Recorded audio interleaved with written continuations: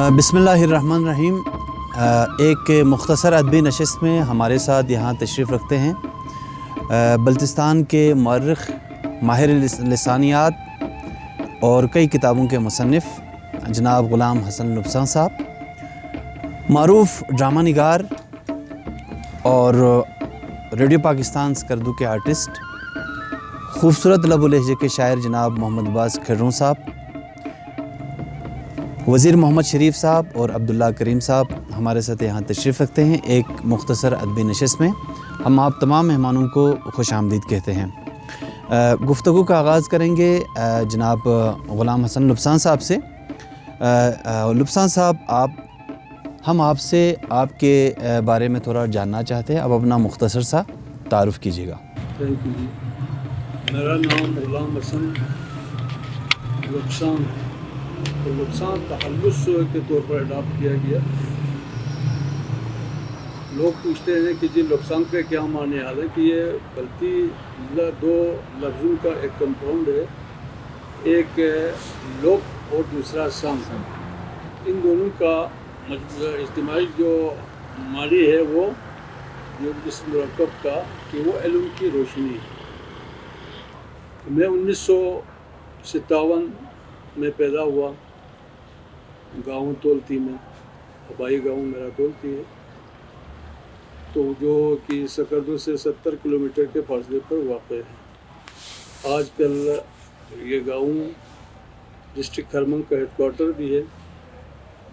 वहाँ पर मैंने इब्तिदाई तालीम हासिल की प्राइमरी तक। तो प्राइमरी के बाद मैं महदियाबाद आया, वहाँ से मैंने मिडिल पास किया। इसके बाद सकरदू आया, सकरदू से FA तक तालीम हासिल की। फिर यहाँ से मैं आगे लाहौर चला गया, वहाँ से BA MA तक तालीम हासिल की। इसके बाद 1979 में ऑडिट एंड अकाउंट्स में मुलाज़मत अख्तियार की। तो वहाँ से फिर मैं 17 जून 2017 में रिटायर्ड हुआ। आजकल रिटायर्ड ज़िंदगी गुजार रहा हूँ। शुग़ल हमारा यही है कि आगे पीछे घूमूँ फिरूँ, जोग्राफिकल कल्चरल खूबसूरती देख कर अपना टाइम पास कर रहा हूँ। बहुत शुक्रिया लुब्सान साहब। आपने एक किताब आपने बोन फ़िलासफ़ी के नाम से पब्लिश की है, जिसमें बोन मज़हब के बारे में, बोन मत के बारे में आपने बात की है। बोन मत किस किस्म का मज़हब है और इसके मानने वाले इस वक्त कहाँ कहाँ मौजूद हैं? बोन एक कदीम मज़हब का नाम है जो बल्तिस्तान और लद्दाख, तिब्बत वगैरह में फैलाया था। इस मज़हब के मानने वाले ग़ैबी ताक़तों पर यकीन रखते थे।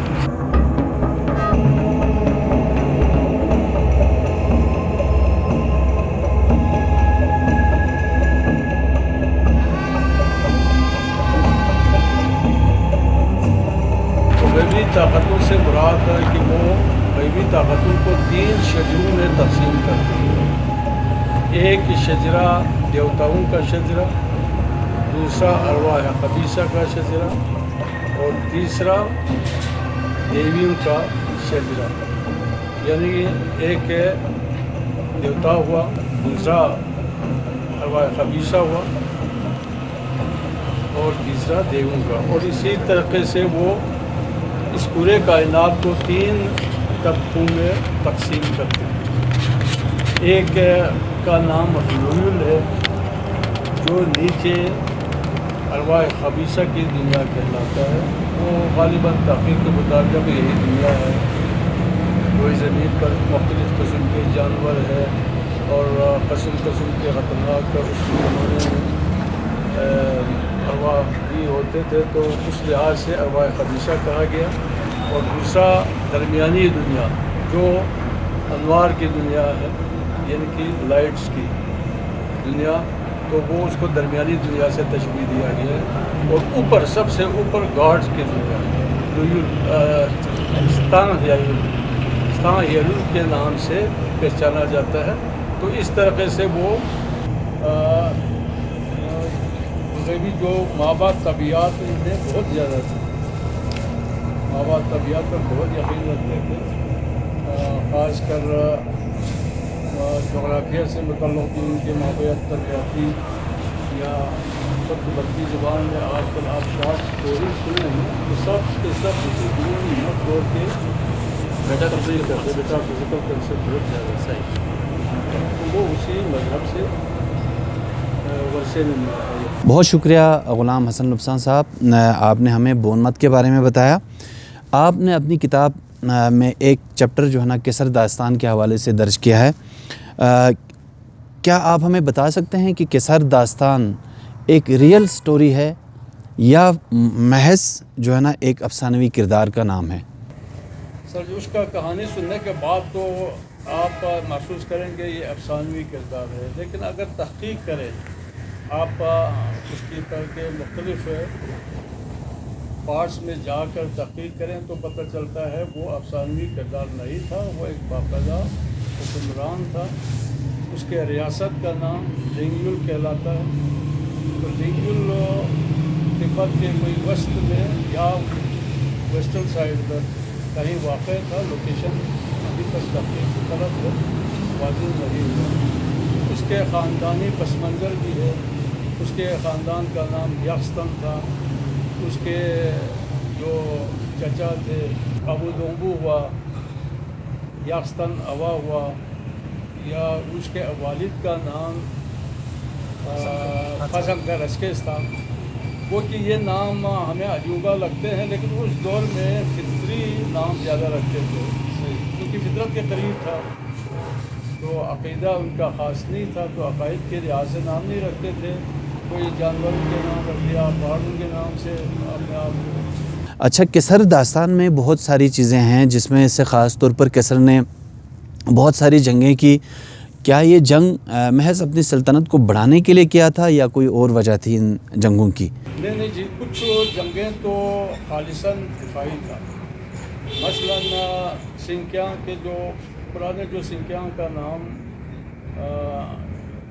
وہ تھا ہوریول تھا، اس ہوریول کے بادشاہ کا نام پالدیر گیلکو کہلاتا ہے، تو اس کے ساتھ جو اس کے ساتھ جنگ ہوئی، زیادہ تر جنگیں اسی کے ساتھ ہوئی، تو اس نے یہاں تبت پر حملہ کیا تھا، اس کے ریاست پر جو لنگیول کہلاتا ہے اس پر حملہ کیا، تو اس کے تعاقب میں وہ فوج لے کر چلا گیا اور وہاں پر جنگ ہوئی، یہ اس کے مضافات قراقرم کے مضافات۔ کچھ جنگیں اس نے اپنے مخالفین کے خلاف لڑا، تو کچھ جنگیں باقی کچھ وہ اپنی دوسری پسندی کے تحت بھی لڑے ہیں، جو پرنسلی اسٹیٹ تھے، اس کے بتایا جاتے ہیں کچھ 30 ممالک کے اس نے فتح کیے تھے، لیکن 30 ممالک ایسے نہیں ہیں جو بڑے ہندوستان یا چین یا اس کی طرح، چھوٹے چھوٹے پرنسلی اسٹیٹ تھے، چھوٹے چھوٹے اسٹیٹ تھے، جس طرح سکردو ایک اسٹیٹ ہوا، لداخ ایک اسٹیٹ ہوا، کولتی ایک اسٹیٹ ہوا، اس طرح کے چھوٹے چھوٹے ریاستیں اس سے پورے ہمالیہ میں تھی، تو وہ 20 ریاستیں فتح کرنے کے بعد کچھ 12 باشندار ریاستیں ہیں اور 18 جو ہے وہ انڈیویجول ریاستیں ہیں۔ تو زیادہ تر اس نے جو جنگیں لڑی ہے یہ بھی بتایا جاتا ہے کہانی داستان میں کہ امن کے لیے لڑا ہے۔ اس وقت بدمنی بہت ہوتی تھی اس ریاست کی، خاص کر یہ شکار کے سلسلے میں یا زمینوں کے مسئلے پر کافی لوگوں کی جھگڑے ہوتے تھے، اس میں بدمنی بہت زیادہ تھی، اس کو امن کی طرف لانے قائم کرنے کے لیے اس نے جنگ کا سہارا دیا۔ اچھا، آپ نے اپنی کتاب میں ایک موضوع سومالیک کے گیت کے حوالے سے لکھا ہے، اس سے گیت میں کس قسم کے موضوعات زیر بحث ہے؟ سومالیک ایک بہت پرانی گیت ہے، عام طور پر یہاں دیہاتوں میں ہے، اب شہروں میں تو نہیں ہے۔ اس میں تخلیق کائنات کا نظریہ پیش کیا گیا ہے۔ تخلیق نظریہ اس میں 3 حصے ہیں، ایک ہے یہ جغرافیکل جو وجود ہے وہ کس طرح وجود میں آئی، پہاڑ، سمندر، زمین کیسے وجود میں آیا. پھر تیسرا ہے کہ جی لائف کیسے ارتقا پذیر ہوا. آپ نے کتاب بون فلسفی کی اشاعت کی. بون فلسفی کے علاوہ آپ کے اور کون سی کتابیں آپ نے شائع کی ہے، کون سی کتابیں آپ نے تصنیف کی ہے؟ ہاں جی، میں نے بون فلسفہ کے علاوہ کوئی 5-6 کتابیں لکھی ہیں، لیکن وہ کتاب ہیں، کتاب تو نہیں ہے. تاریخی سیریز 4-5 میں نے نکالی. پہلا لبساں، دوسرا کا نام کیسر، تیسرا بسر، اور تیسرا جو ہے چوتھا جو ہے وہ یونان، اور پانچواں سام کے نام سے 1985 سے 88 کے درمیان یہ شائع ہوئے. اس میں مین جو ٹاپک ہے وہ بلتستان کی جیو پولیٹکس ہے. جیو پولیٹکس پر میں نے کافی معلومات جمع کر دی.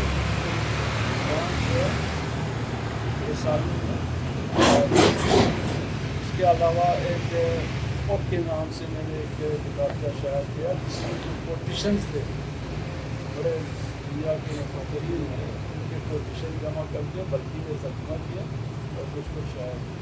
اچھا، اب ہم غلام حسن لبسان صاحب سے سوال کرتے ہیں کہ آپ نے بلتی گرامر مرتب کیا، اور یہ بلتی گرامر کب اور کہاں آپ نے شائع کی، اور اسے سیکھنے کے لیے یہ آسان ہے یا بہت زیادہ مشکل ہے؟ بلتی گرامر دیکھنے میں تو، پڑھنے میں تو تھوڑا مشکل ہے، لیکن سمجھنے میں بہت آسان ہے. وہ بالکل سائنٹیفک ہے. مثلاً آپ کو میں ایک مثال دے دوں کہ ورب ہے نا، مختلف ورب ہے. اوم، سوم، روم، یہ ورب سے نا. اس کو اگر آپ کوئی بھی معمولی اضافت سے اس کی ماضی میں تبدیل بھی آ جاتی ہے. تو اگر آپ نے انٹراگیٹو موڈ بنانا ہو تو اے کا اضافت کرتا ہے. صرف تمام جو ورب سے اس پر اے اضافت کرنے سے سوالیہ جملہ بنتا ہے. اسی طرح ایت کا اضافت سے انڈیفینٹ بنتا ہے. ایس کا اضافت سے ماضی بنتا ہے. تمام ورڈز پر اسی صورت اونس، سون سے سونس، تھون سے تھونس. اسی طرح سیت لگانے سے پرفیکٹ بنتا ہے. اسی طرح ہر ورب کے ساتھ لت لگانے سے وہ نیگیٹو بن جاتا ہے. اور یہ بہت آسان ہے، بہت زیادہ آسان. اچھا غلام حسن لبسان صاحب، ہم نے سنا ہے آپ نے بلتستان کے زبان میں جو قدیم فلکیاتی تصورات ہے اس پہ آپ تحقیق کر رہے ہیں. آپ ہمیں اس بارے میں کچھ بتائیں تاکہ ہمارے ناظرین بھی اس سے آگاہ ہو سکے. آپ فلکیات سے متعلق 3 چیزیں لازماً کرنا پڑتے ہیں. ویسے تو بہت زیادہ.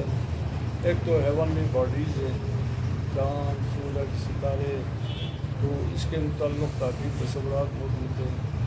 تیسرا ایلینز کا تصور ہے، آسمانی مخلوق کا.